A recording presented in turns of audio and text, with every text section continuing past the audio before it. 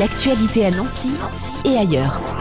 Bonjour à tous et à toutes, on se retrouve aujourd'hui pour une nouvelle interview et on va parler de festival car oui, c'est la saison, le retour des festivals et quoi de mieux que le festival des Francopholies à Esch-sur-Alzette au Luxembourg pour ouvrir le bal et donc le festival se tient du jeudi 6 au 9 juin prochain et pour en parler aujourd'hui, j'ai avec moi au téléphone Louis Clairet, directeur des Francopholies luxembourgeoises. Bonjour à vous. Bonjour. Les Francopholies approchent, on est à quelques semaines de l'événement. Comment vous sentez-vous ? Comment ça se passe au niveau de l'organisation ? Alors oui, on est à 2 semaines de l'événement. Alors comment on se sent ? On est sur les starting blocks. On a hâte, nous, que ça se passe.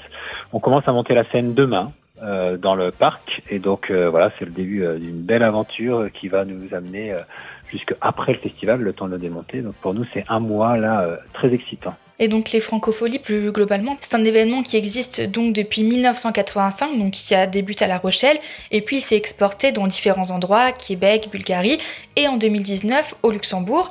Mais alors, comment est né l'événement ? Quelle était la genèse de cette édition luxembourgeoise ? Alors, tout simplement parce que la ville d'Esch-sur-Alzette avait envie, en fait, d'avoir les Francopholies chez elle, parce que son bourgmestre, son maire, et puis les conseillers sont amoureux des Francopholies de La Rochelle, et puis le Luxembourg, la langue française, c'est une des 4 langues officielles, et donc il y avait tous les ingrédients réunis pour se dire, allez, allons-y, lançons-nous dans cette folle aventure. Et donc 2019, 2020, des années pas forcément faciles avec le Covid.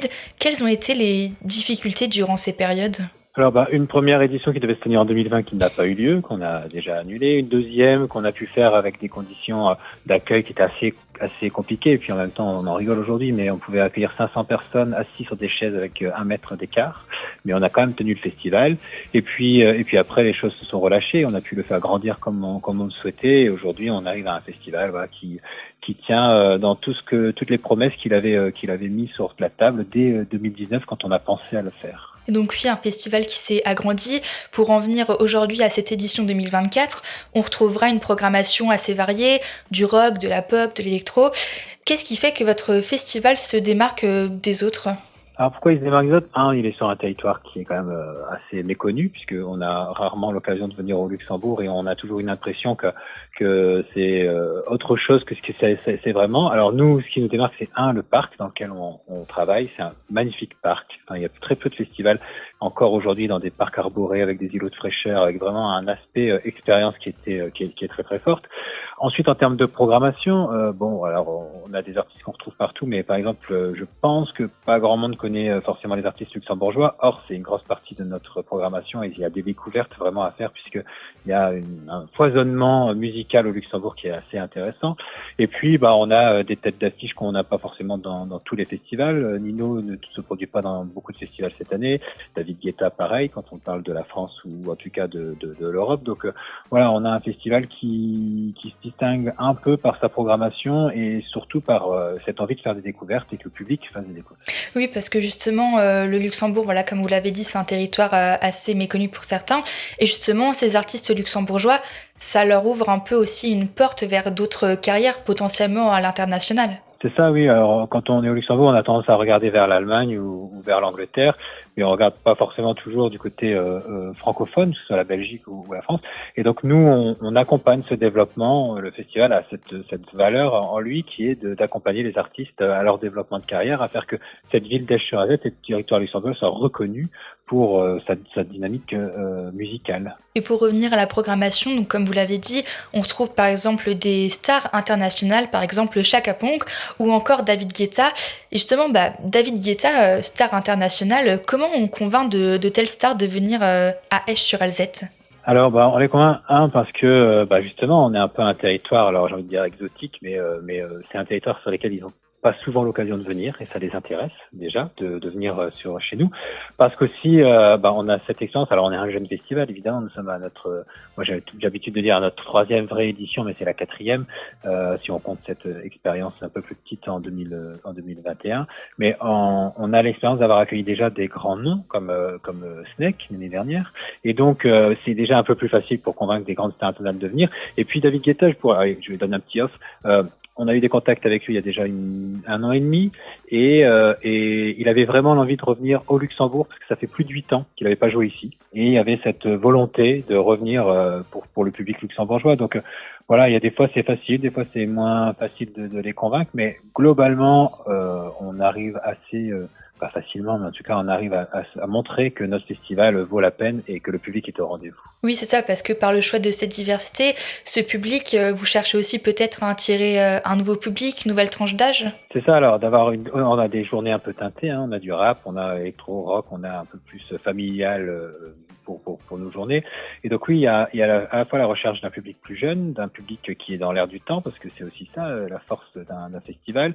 Et puis aussi, nous, par notre démarche, évidemment, on va parler à la France, on va parler à la Belgique, mais on est au milieu de l'Allemagne, on a les Pays-Bas, et donc on essaie en fait de faire cette rencontre de culture, d'envie, qui est à l'exemple du Luxembourg, puisque c'est notre territoire, il est fait de plein de nationalités, de plein de gens qui se rencontrent de partout, et donc on construit pour toutes les tranches d'âge, pour tous les publics et surtout pour tous les amoureux de la musique. Et donc oui, au fil des éditions, les participants, le public sont de plus en plus nombreux. 15 000 personnes en 2022, 25 000 l'année dernière. Et là, cette année, combien de personnes attendez-vous ? Alors, on attend à peu près 30 000 personnes sur cette édition. Enfin, ça, c'est notre objectif à nous en tant qu'organisateurs. Puis, s'il y en a plus, évidemment, on est preneur. Et plus il y a de gens pour faire la fête, et plus la fête est intéressante. Donc oui, on grandit au fur et à mesure, comme notre site grandit. On avait 2 scènes, on en a 3 cette année. On avait une trentaine d'artistes l'an passé, il y en a une quarantaine cette année. Donc voilà, on grandit, on fait notre petit chemin petit à petit. Et là, par exemple, au niveau des places, combien il reste à peu près de billets? Combien de billets avez-vous écoulé? Alors, en place, ça dépend des journées. On a un vendredi où est-ce qu'il reste un peu plus de billets, mais c'est souvent le cas des journées rap, en fait. C'est vraiment des achats un peu plus tardifs. On a le samedi qui se remplit très bien. Il doit nous rester 1 ou 2 000 billets, quelque chose comme ça. J'ai plus le chiffre en tête là tout de suite. Mais et un dimanche, par contre, qui se remplit très très très vite. Là, ça se compte en centaines de billets disponibles. Donc voilà, on est plutôt sur un festival qui est en train d'avoir une forte progression puisque les chiffres et les ventes s'accélèrent vraiment ces derniers jours. Et pour justement prendre les places qui restent, comment on fait? Sur quel site il faut aller? Alors le plus simple, c'est d'aller sur francopholie.lu, donc Francophonie pour le Luxembourg. Et là, vous avez toutes les formules possibles et inimaginables pour acheter. Alors, il reste que des billets à la journée, mais en tout cas, il en reste un peu de disponible pour chaque jour. Mais vraiment, le dimanche et le samedi, il en reste vraiment plus beaucoup. Il faut se dépêcher. Et aussi, ce festival donc des Francopholies d'Esch-sur-Alzette, il est aussi engagé dans le développement durable, comme il est écrit sur votre site internet. Qu'est-ce que vous mettez en place, justement? Alors, on met en place un peu, maintenant, on connaît souvent les éco-cups. Certains festivals connaissent aussi tout ce qui va être toilettes sèches, le tri des mégots. Enfin, voilà, il y a pas mal de dynamiques qu'on peut trouver dans plein de festivals aujourd'hui. Nous, en fait, on va aller les chercher encore plus loin. À la fois, on n'a plus rien de jetable sur notre événement, c'est-à-dire qu'on a les verres, mais on a aussi toutes les assiettes qui sont non jetables. Donc, c'est un défi logistique, mais en tout cas, on le fait. On est un des plus grands projets en Europe à avoir cette dimension-là, puisque pour 10 à 15 000 personnes, c'est énorme en termes de logistique derrière. Mais aussi, on a toute une démarche sur notre communication. On a la construction de la scénographie qui est faite avec des associations de remise à l'emploi par la formation qui sont de notre ville, à Esch-sur-Alzette. On a toute une série d'animations sur la protection de l'eau, sur la gestion des ressources. Nous, on est dans un parc Natura 2000, donc on a vraiment toutes les conditions sur le bien-être animal, etc. Donc, on a un label luxembourgeois qui est le Green Event, qui est 52 critères à respecter pour avoir ce label. Et nous respectons 50 des 52 critères, puisqu'on a 2 critères qui ne nous correspondent pas, puisque c'est pas notre typologie de projet.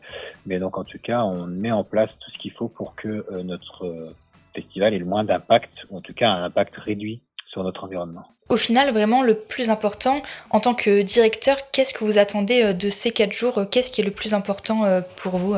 Alors pour moi, j'ai envie de dire, il y a plusieurs priorités. Un, c'est que je veux que le public qui vienne, il ait le sourire et qu'il se dise j'ai passé une bonne journée, j'ai passé un super festival. Ça, c'est quand même la priorité. Et puis après, qu'on ait le beau temps. Ça, c'est important, mais je ne peux pas y faire grand-chose, mais ça ajoute beaucoup sur les projets. Et puis après, en tant que directeur, je fais aussi attention que mes équipes soient heureuses, en fait, et soient très, très dans l'envie en fait de faire ce festival, parce que si nous on est déjà très heureux de le monter et de le proposer, le public va le ressentir. Ça, c'est mes priorités à moi. Oui. Et une petite confession, une dernière. En tant que directeur, vous, si vous aviez vraiment un concert que vous ne voudriez surtout pas manquer pour cette édition, lequel ? Alors, il y en a beaucoup, puis il y en a certains que j'ai déjà eu l'occasion de voir, donc je serais content de les revoir là, mais bon, moi j'avais très envie de voir Mutt cette année. Je sais pas si vous connaissez cet orchestre qui fait de la musique électronique. Du tout. Mon envie actuelle.